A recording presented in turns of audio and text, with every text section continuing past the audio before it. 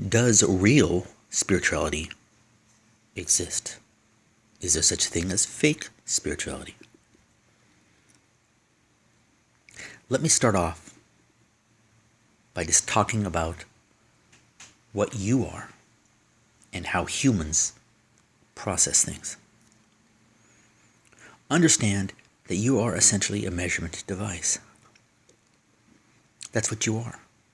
Right now you're listening to my words and to the vibrations and tones, and you're trying to make an assessment as to the validity of this information. The problem is you can only assess it as well as your current state of development, your current state of consciousness development, how clear you are. So let's look into that for a moment. What you are at the core is a loving, highly psychic soul with no beliefs and a desire to feel and process all emotions. Feel them. Feel joy, feel sadness. Just let it pass on through. And also utilize the full capabilities because you don't have limiting beliefs. That's the soul. But when you incarnate into this reality, you start accumulating beliefs about what you can and cannot do, many of which are untrue. And also, due to the way you are raised, you develop emotional issues and emotional baggage because you're not allowed to process and experience emotion when you're young, and you're spanked or you're beaten. You're forced to be something other than which you naturally are. You end up experiencing a lot of pain as a result of this suppression, oppression, etc. And you start building a shell, an onion shell of defense mechanisms, of denial mechanisms to protect yourself from this pain that's developed from being unable to be you, basically. So you're an onion.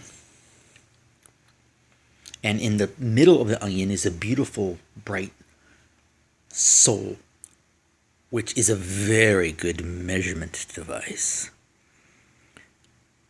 But the you right now that's listening to this is the outside of that onion, and you have all kinds of emotional error and false beliefs that are influencing the flow of insight from your soul to this, to the you in this conscious reality. So you're measuring me right now. But unfortunately, you're really the outside of the onion doing that. So on that note, does real spirituality exist? Yes, it does. And real spirituality involves trying to peel off the layers of that onion so you can get back your psychic powers, so you can get back your clarity and an incredible level of discernment.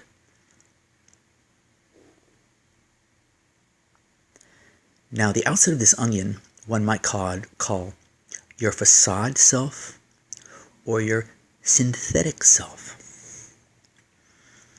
This is what all people in the world operate in. Almost all people. They have these massive facade or synthetic selves. They've been taught all kinds of things from their culture, from their church. Many of this stuff is just untrue. And you're always trying to avoid pain. Sites like Facebook, where people go up there and they try to put their best foot forward, is just pure facade. It should be called facade book. Not Facebook, but facade book. Now, when one faces their own shadows and tries to look back into their past with courage, frankly, and tries to peel back those layers and understand why the way they are, and confronts those, forgives parents or processes those emotions, clarity gradually develops. Because when you actually resolve a belief or a past trauma, then or cry it out by reactivating it, by experiencing it as if you're a small child, then your vibration continues to rise, your consciousness rises, because you're no longer carrying around that energetic baggage, that negative energetic baggage.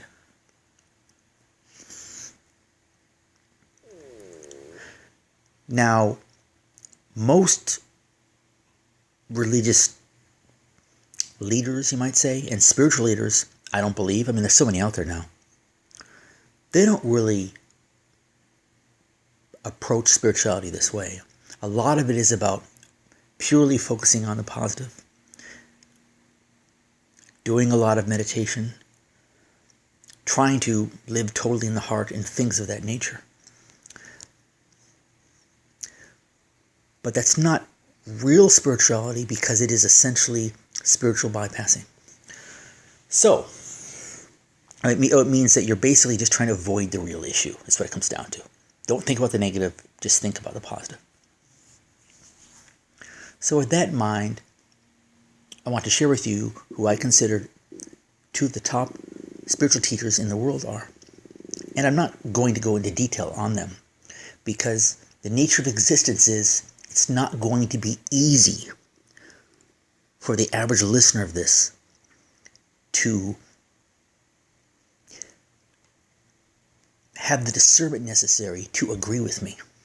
I know that sounds like a very cocky or egocentric statement, but it's just true. I don't have emotional error, by the way, in the era of kind of intellectual processing. I do have emotional error in other areas. I have emotional error that affects my presentation to you now. Some of the intensity you can often hear in my voice is some emotional error. I need to work on that. I need to be more like Alan Watts, who doesn't have emotional error in that area, right? And other teachers in present day who are wonderful presenters. And there are a lot of, by the way, wonderful presenters. In fact, those who don't have emotional error in the area of presentation tend to be the more successful YouTube spiritual people. But in conjunction with that, a lot of them preach spiritual bypassing. And spiritual bypassing is where it's all just cheerleading and daisies and cupcakes and unicorns. And you like hearing that. So you put a good-looking face with great energy and a really happy message, and bing, you have 200K subscribers. It's not real spirituality. Real spirituality is, yes, you have to develop thought control and be able to have positive thoughts and know how to use your creational power and manifest, but have the awareness that there are other sides of you that you may not know about. Shadow aspects, fractured aspects, emotional injury, false beliefs that you need to continually work on. So the fact that you actually have those means that I'm going to tell you two of the top leaders in the world, and you're going to have trouble processing it because of your own emotional error. I'm just letting you know. So one is Jesus. Okay, Jesus exists. He's on the planet. Pure and simple. There's nothing to do with religion. That's false belief. He did not die for your sins. That's false belief. Is he showing the way? That's absolutely true. Is he massively psychic? That's absolutely true. Is he involved with a cult? Absolutely not.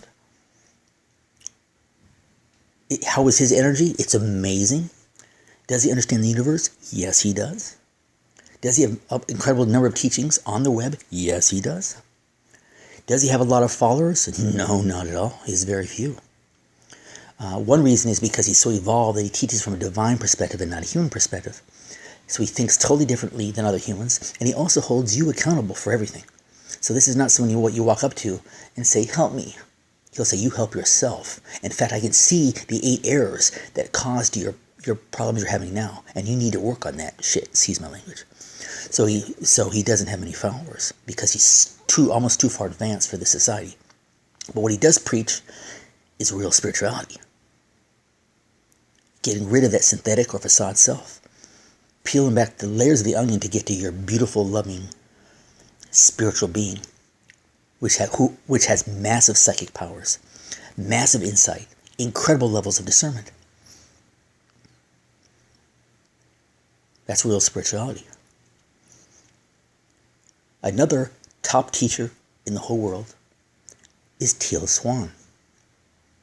Another person you might have trouble believing is at that high level. In her case, well, she's a female, so maybe you're sexist. She's a female. She's relatively young. She's gorgeous. That's a problem right there. Right? That's a problem. Someone that attractive is probably not going to be wise. I mean, and she had a controversial background because she has so many psychic powers and just so much ability, frankly, that she was just totally misunderstood by society. So there's all kinds of skeptics out there clouding the waters, saying bad things about her, even though if you watch any of her videos, you realize her presentation is virtually perfect. And her intellectual and spiritual prowess is virtually unparalleled. I mean, Jesus is right there, easily with her, but there aren't many others. Guess what she teaches? Real spirituality. In fact, she's the leader, you might say, or the founder of, I guess we'll call an authenticity movement. So what is an authenticity movement? What does that mean? Well, one thing it means, just to keep things simple again, is that she understands that our being is essentially an onion. We're an onion to being. I'm not saying she describes it that way, but she understands that we have all kinds of emotional error, we have all kinds of false beliefs, which she terms as fractured aspects of self, dark shadows, totally valid, just a slightly different way of describing it, and that one needs to go into their past and face some of these issues. And in many cases, you don't know they exist, but they're affecting your consciousness. So she has techniques even for trying to get to realize and develop awareness as to your areas of problem and then get to the source. Just like this Jesus individual. These are amazing people. These are two of the top spiritual leaders on the planet. And they have massive abilities, both of them.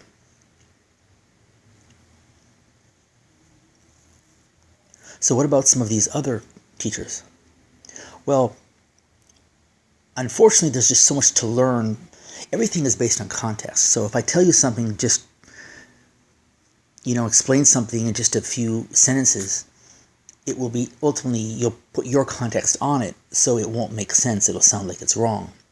If you understand how vast the universe is and how many levels there are, then you'll see that there are beings who are very loving.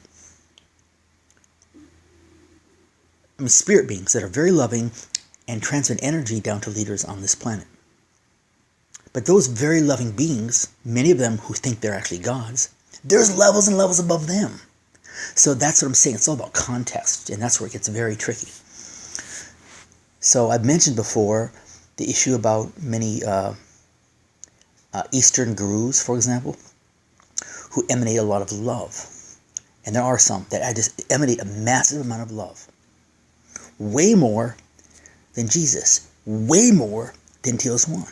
But guess what? That's because they're connected to 6 sphere beings that project loving energy down through them, and then it comes out into the audience, and they can project that to the people around them. So people get around them.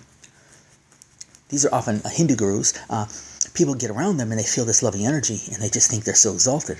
Now, these people are in fact elevated people. They are. Their messages are very loving, and they have very good messages. But the beings that are projecting energy through them have stalled in their growth because they didn't really embrace real spirituality, believe it or not. They didn't face some of those demons and confront that emotional baggage. So one concept that Teal Swan speaks of quite a bit is spiritual bypassing. And it's a good one. I think you should probably watch that video of hers. Because you have to understand that you can use spirituality to bypass spirituality.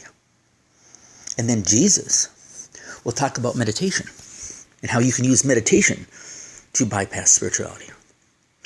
So on the note of meditation, you have to understand that if your intent of meditation is to detune from your emotions and to learn to develop thought discipline to avoid all negative thoughts, well, that's actually detuning. Here you thought it was great. Well, you're going to be able to go fairly far in your evolution with that, but then you're going to stop. Because all those negative thoughts that were passing in front of you. There was a reason they were passing by you. The reason is there were aspects of yourself that magnetized those thoughts into your existence, whether it's your conscious being or your subconscious being. Those thoughts came into your mind, passed before you, because you had attracted those thoughts to you. So what you need to do is clear the emotional air, get rid of the synthetic self, the facade self, which requires getting rid of all those negative emotional beliefs and false beliefs. And then guess what will happen? Those negative thoughts won't even be passing through your head. You will not have to detune from self. So, in sum, real spirituality has to do with understanding that there's a synthetic or facade self. Teal Swan has an authenticity movement, which is basically the result of, if you take care of your business and you start clearing the synthetic or facade selves, you'll be able to be authentic. She speaks very openly in her blogs and tries to be authentic as possible. She's still not perfected. Neither is Jesus, by the way, but they're both very, very evolved and beautiful, advanced teachers. And you should follow them. That's what real spirituality is. I'm at a point now in my development where I understand that you do need to confront those shadows, but at the same time, there is balance that needs to be done. Because if you don't want to develop a mental apparatus where you're simply looking for the negative all the time, because there is neuroplasticity, brain, your consciousness is highly adaptable. So you need to be able to think positively while at the same time acknowledge and go into and experience emotion. It's kind of a really balanced state between emotion and mental discipline. Anyway, I thought I would just kind of share some of this today. This is pretty essential stuff. I'm glad I didn't get too worked up, but really you should just, it sounds odd, you should save this. You should actually save this. Because you're going to go out into YouTube now and start looking at all these evangelists and spiritual teachers and New Age people. And not a lot of them said what I just said now. But there's a person named Jesus who does say these things. And Teal Swan says these things. And these people are more advanced than all these other teachers. And I'm advanced in my own right. Right? Not like them necessarily. But I have my own thing going. This is a very good path to look into. And there's a lot of love behind it too. So again, this sounds like a kind of a dark, harsh message. It's really not. This actually is the way where you can actually be happy. And you can be angelic. And you can be loving. And yes, you, by the way, you do maintain your free will as you clear this. You don't detach from desire. You can actually engage in abundant sex when it's in alignment, with your true self. Abundant love. Full expression of your desires. And it's a beautiful, beautiful path. But it's just kind of having an awareness as to that you are, and you operate from facade right now, and you need to start working on that and make efforts towards becoming more authentic and not worrying so much about what other people think and such. It's a long process. I'll stop there. Thank you very much for listening, and there'll be more that fleshes this out in the future. This is certainly not going to go away. This is the direction that humanity will have to go, because it's just describing actual absolute dynamics of the universe and regarding how the human soul operates. So you have to clean the human soul to evolve. So everyone in the end will come back to this way. Even the Buddhists and such, they have to, because they've stopped evolving. Peace and love to you. Have a great day.